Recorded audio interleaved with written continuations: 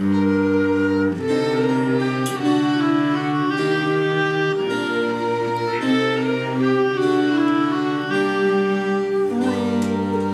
the employments of life, each neighbor abuses his brother. Whore and rogue they call husband and wife. All professions berobe one another. The priest calls the lawyer a cheat. The lawyer benays the divine. And the statesman, because he's so great, thinks his trade as honest as mine. A lawyer is an honest employment for a decent execution against the next sessions. I hate a lazy rogue for whom one can get nothing until he is hanged. A registry of the gang. Crook-fingered Jack. A year and a half in the service. Let us see how much stock he owes his industry. 1, 2, 3, 4, 5 gold watches and 7 silver ones. A mighty clean-handed fellow. 16 snuff boxes, 5 of them true gold. Half a dozen of shirt, 4 silver-hilted swords, 3 tie periwigs, and a piece of broadcloth. Considering these are only the fruits of his leisure hours, I cannot think a prettier fellow. But no man alive hath a more engaging presence of mind upon the road. Watch Drury, alias Brown Will. An underhanded dog with an underhanded way of disposing of his goods. I'll try him only a session or two longer upon his good behavior. Harry Paddington, an irregular dog without the least genius. Were he to live these next 6 months, he would never come to the gallows with any credit. Slippery Sam. He goes off the next sessions, for the villain hath the impudence of following his trade as a tailor, which he reckons an honest employment. Matt of the Mint, listed not above a month ago, strong and sturdy fellow and diligent in his way. A bit bold and hasty, but may raise good contributions on the public, if he does not cut himself short by murder. Tom Tipple, a guzzling, soaking sot who's always too drunk to stand himself or make others stand. A cart is absolutely necessary for him. Robin of Bagshot, alias Bluff Bob, alias Gorgon, alias Carbuncle, alias Bob Booty. What of Bob Booty, husband? I hope nothing bad hath betided him. You know, my dear, he's one of my favorite customers. 'Twas he made me a present of this ring. I have set his name upon the blacklist. That is all, my dear. He spends his life among women, and as soon as all his money is gone, one or other of the ladies will hang him for the reward. And there's 40 pounds lost to us forever.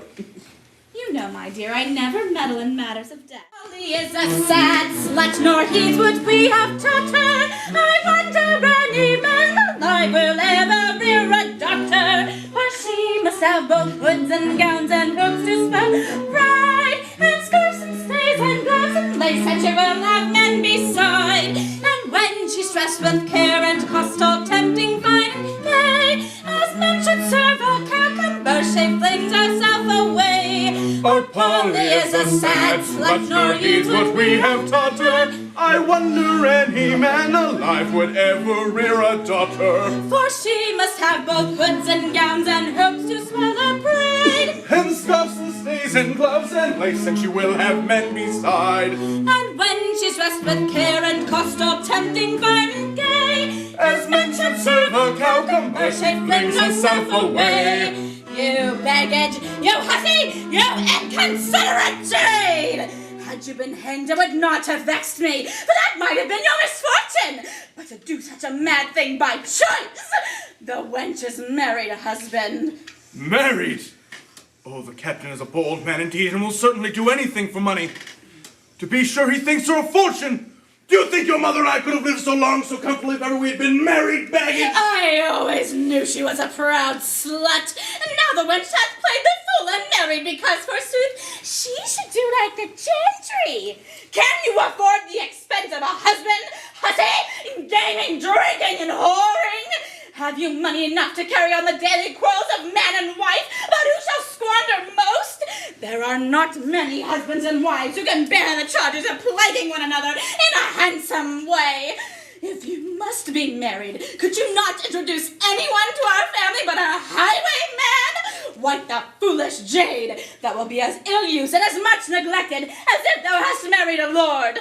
Let not your anger run away with your senses, my dear, for the captain looks upon himself in a military capacity as a gentleman by his profession.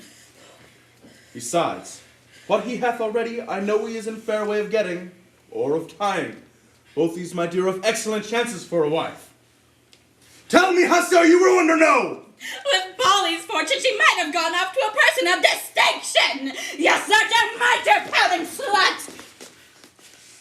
What is the wench dumb? Speak, or I may make you plead by squeezing an answer out of you. Are you really bound, Peachum, or only upon his liking? Oh, the mother is to be pitied who hath handsome daughters. Locks, bolts, bars, and lectures of morality are nothing to them. They break through them all. They have as much pleasure in cheating a father and mother as in cheating a God. Why, Polly, I shall soon know if you're married by McKee's keeping from our house.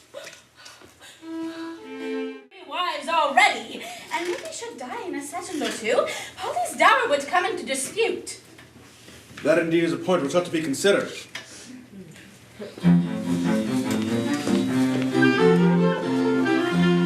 A fox may steal your hens, ahoy your health and pence, your daughters rob your chests, a wife may steal your rests, a thief your goods and plate. A thief your goods and plate, but this is all but picking, with raspins, chests, and chicken. If ever was decreed, sir, that lawyer's hand is freed, sir, he steals your whole estate. He steals your whole estate. The lawyers are bitter bad enemies to those in our way. They don't care that anybody should get a clandestine livelihood but themselves. Look ye, wife, a handsome wench in our way of business is as profitable at the bar of a temple coffee house, but looks upon it as her livelihood to grant every liberty but one. You see, I would indulge the girl as far as prudently we can, and anything but marriage. But then how shall we be so? Are we not then in her husband's power? For a husband hath the absolute power over all a wife's secrets but her own. She had the discretion of a court lady who could at any one time have a dozen young men at her ear without complying to one. I should not matter it. But Polly is a tinder, and a spark will at once set her aflame. Married, if the wench does not know her own profit, surely she knows her own pleasure better than to make herself someone's property.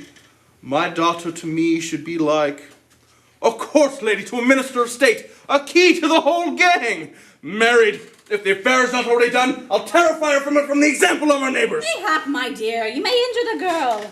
She loves to...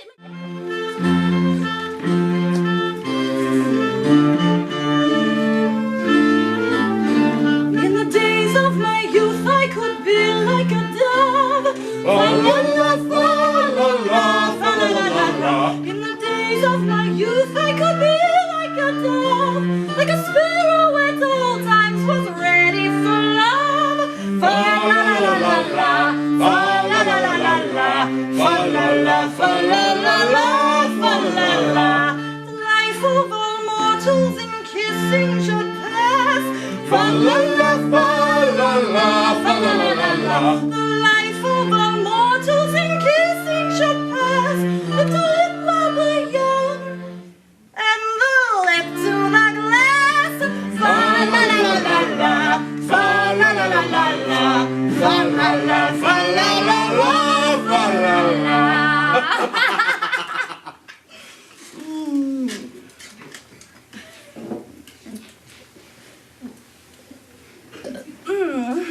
Thank you.